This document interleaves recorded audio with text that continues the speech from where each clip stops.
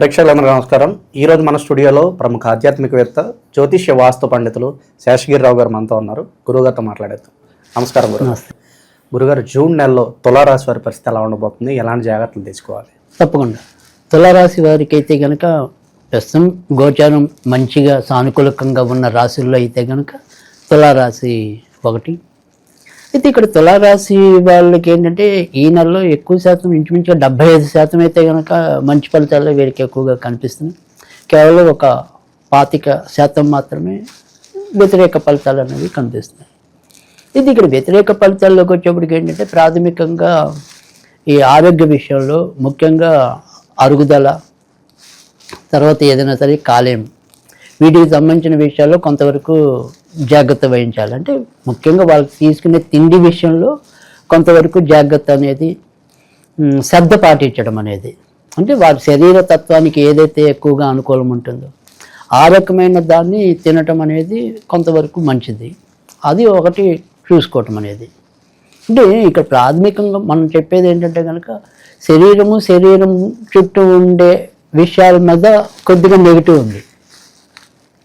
వీరు చేసే ప్రయత్నాలు అనుకోండి, ఈ సక్సెస్ రేట్ అనేది మాత్రం ఎక్కువ స్థాయిలో బయటికి రావడానికి అయితే కనిపిస్తుంది. కనుక వ్యక్తిగత అభివృద్ధి విషయంలో చాలా సానుకూల అంశాలు ఎక్కువగా ఉన్నాయి. ప్రతికూల అంశాలు ఏంటంటే శరీర సౌష్ఠవం, వీటి విషయాల్లో ఒకటి. రెండోది ఏంటంటే కొద్దిగా ఈ సుపీరియారిటీ కాంప్లెక్స్ కానీ లేదా ఓవర్ కాన్ఫిడెన్స్ కానీ, ఈ రెండు కొంత ప్రభావం చూపించడం అనేది. అంటే అవి కొంత నియంత్రణ కోల్పోయి ఒక్కోసారి అమిత విశ్వాసంతో వారిని ఏం చేస్తాడులే, వీడేం చేస్తాడులే అనుకుంటే ఒక్కోసారి కింద వాళ్ళే కొద్దిగా గోతులు తవ్వటం అనేది, నమ్మక ద్రోహం చేయటం, అంతా మన వాళ్ళే అనుకుంటే కొద్దిగా ఉన్నట్టుండి పొల్లట్టడం అనేది. సో ఆ రకంగా ఎవరిని ఎంతవరకు నమ్మాలి అనే విషయంలో, ఆ విశ్వాసం ఎంతవరకు కలిగి ఉండాలనే విషయంలో జాగ్రత్త వహించాలి. లేదంటే ఈ ఓవర్ కాన్ఫిడెన్స్ వల్ల ఇబ్బంది అనేది. తర్వాత రెండోది సుపీరియారిటీ కాంప్లెక్స్ అనే దాంట్లో ఏంటంటే ఒక్కోసారి వీళ్ళన్నీ నాకు తెలుసు, నేను కరెక్ట్గా ఆలోచించాను, నేను కరెక్ట్గా ప్రణాళిక రచించాను అన్నట్టుగా ఉండటం అనేది ఉంటుంది. సో ఆ రకమైన ఉన్నత స్వభావం అంటే దాని సుపీరియారిటీ కాంప్లెక్స్ అంటాం అనుకోండి. సో దానివల్ల కూడా ఒకసారి నష్టపోయే సూచనలు అయితే ఉన్నాయి. సో ఈ రెండింటిని కొద్దిగా బ్యాలెన్స్ చేసుకుంటే అసలు 100% మంచి, కానీ అవి అవవు వీళ్ళ వల్ల అనేది ఒక జ్యోతిషపరంగా ఉండే నమ్మకం వల్ల ఆ 25% దాంట్లో యాడ్ చేయటం అనేది జరిగింది. కానీ నిజానికైతే కనుక ప్రస్తుతం మంచి సానుకూలమైన గ్రహస్థితి ఉన్నదైతే కనుక తులారాశి అని చెప్పచ్చు. తర్వాత రెండోది ఏంటంటే ఇప్పుడు గురుడు ప్రస్తుతం అయితే కనుక వీరికి భాగ్యస్థానంలో సంచరించడం అనేది అయితే ఉంది. సో ఇది పూర్తిగా సానుకూలం కాదు, కొంత మిశ్రమ ఫలితాలు ఇవ్వటానికి అవకాశం ఉంది.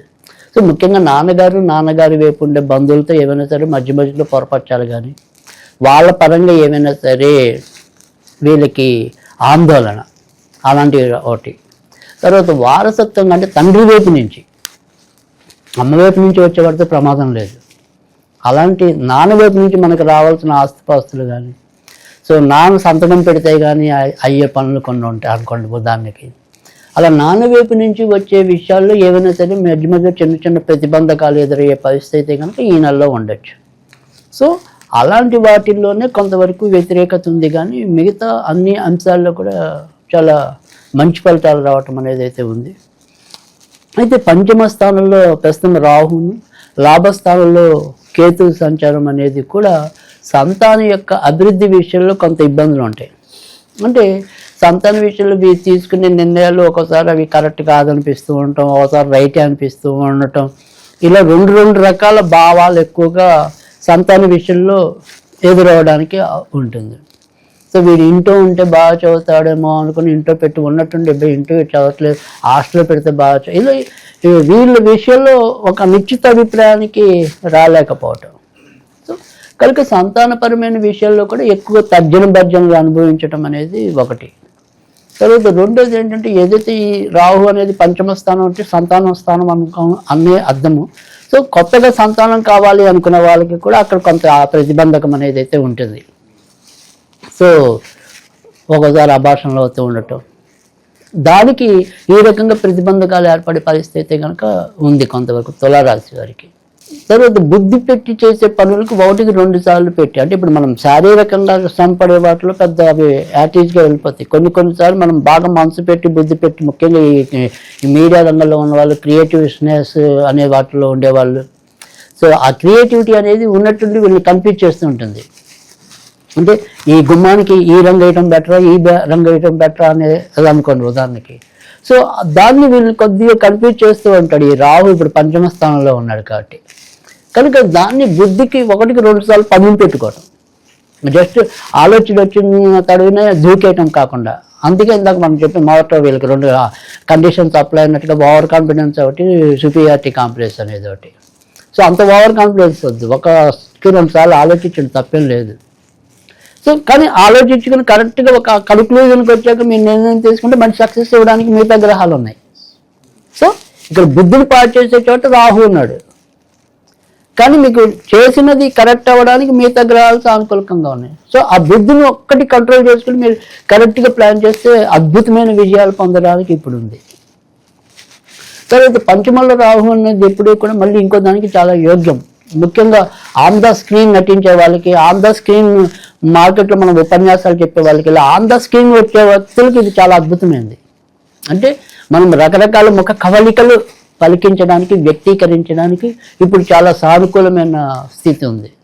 కనుక ఈ తులారాశిలో అసలు మామూలుగా అయితే ఎక్కువగా మనం ఏదైనా సరే ఒక డేటా తీసుకుంటే కనుక ఈ తులారాశిలో జన్మించిన వాళ్ళు లేదా తులా లగ్నంలో జన్మించిన వాళ్ళే సినిమా పరిశ్రమలో ఎక్కువ మంది వెళ్తూ ఉంటారు. సో ఇప్పుడు ప్రస్తుతం దానికి తగ్గట్టుగానే గ్రహస్థితి ఉండటం అనేది కూడా ఉంది. సో కనుక ఖచ్చితంగా వాళ్ళకి సానుకూలమైన ధోరణి అనేది అయితే ఉంటుంది. విదేశాలు వెళ్ళాలి అనుకున్న వాళ్ళకి మాత్రం ప్రస్తుతం వీళ్ళకి కూడా అంత పెద్ద యోగ్యత అయితే లేదు. వారి ప్రయత్నాలు దగ్గరదాకా వచ్చి ఏదో రకంగా వాయిదా పడే పరిస్థితి అయితే ఉంటుంది. మరి కొత్తగా పెళ్లి కావాలి అనుకునే వాళ్ళకైతే బాగుంది. ఎందుకంటే ఇప్పుడు ప్రస్తుతం అయితే కనుక లాభస్థానంలోకి వీరి యొక్క వివాహ కారకుడు వచ్చాడు జూన్ 6 నుంచి. కనుక జూన్ 6 తర్వాత నుంచి వివాహ సంబంధించిన ప్రయత్నాలు ఏవైతే ఉంటాయో అవి గట్టిగా చేస్తే తప్పకుండా నోరు తీపి చేసుకునే పరిస్థితి ఉంది. కనుక దానికి సంబంధించిన ప్రయత్నాలు అయితే ముమ్మరంగా సాగించుకోవచ్చు, బాగుంటుంది. అలాగే రెండో విషయం ఏంటంటే, ఇప్పుడు ఏమైనా సరే ఈ తులారాశిలో పుట్టి చర్చలు కోపాలు భార్యాభర్తల మధ్య వస్తున్నాయి అనుకోండి, అవి కూడా చాలా వరకు కంట్రోల్ అయిపోతాయి. ఎందుకంటే భర్త లేదా భార్య కారకుడు ఇప్పుడు లాభస్థానానికి వచ్చాడు జూన్ 6 నుంచి. కనుక ఈ భార్యాభర్తల మధ్య ఉండే అనురాగం కూడా కొద్దిగా పెరగడానికి ఆస్కారం ఎక్కువ ఉంది. సో కనుక ఖచ్చితంగా ఆ రకంగా కూడా లాభం ఉంది. ఆర్థిక రాబడి పెరుగుతుంది, ఉన్నటువంటి పదోన్నతులు లభిస్తాయి, జీతం పెంపుదలలు ఉంటాయి. ఇలా ఏదో రకమైన మంచి వార్త ఉద్యోగాల పరంగా, వ్యాపార పరంగా, స్వతంత్ర వృత్తుల పరంగా ఎలాగైనా సరే అదృష్టయోగ్యం అనేది అయితే ఉంది. ఓకే గురుగారు, ప్రజెంట్ గ్రహస్థితి ఇలా ఉంది కాబట్టి ఎలాంటి రెమెడీస్ అవసరం అంటారు వీళ్ళకి? తప్పకుండా ఈ నెలలో వీరు కనుక మరింత మంచి అదృష్టాన్ని పొందాలి అంటే కనుక సుబ్రహ్మణ్య స్వామికి సంబంధించిన పూజలు చేసుకుంటే కనుక ఇంకా ఎక్స్ట్రాడినరీగా వాళ్ళు వృద్ధి చెందడానికి అవకాశం ఉంటుంది. కనుక ఏదైనా సరే అప్పుడప్పుడు సుబ్రహ్మణ్య స్వామి గుళ్ళకి వెళ్తూ ఉండటం.